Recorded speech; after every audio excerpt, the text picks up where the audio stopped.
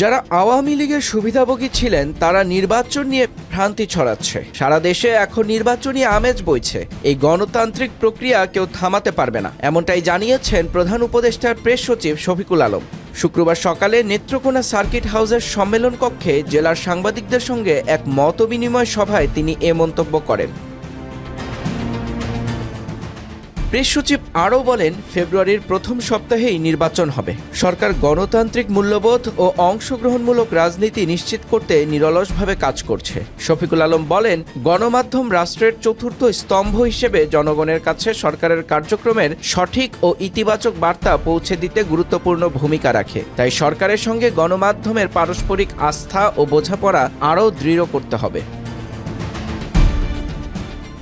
Press সচিব আরও বলেন, দায়িত্বশীল ও গঠনমূলক সাংবাদিকতা সমাজে ইতিবাচক পরিবর্তন আনতে পারে। সরকারের উন্নয়ন কর্মকাণ্ডে গণমাধ্যম আমাদের অন্যতম সহযোগী শক্তি। সভায় অংশ নেন জেলার প্রিন্ট ও ইলেকট্রনিক মিডিয়ার সাংবাদিকরা। তারা স্থানীয় সমস্যা, সম্ভাবনা ও পেশাগত চ্যালেঞ্জ তুলে ধরেন এবং সাংবাদিকতা পেশার মানোন্নয়নে বিভিন্ন পরামর্শ দেন।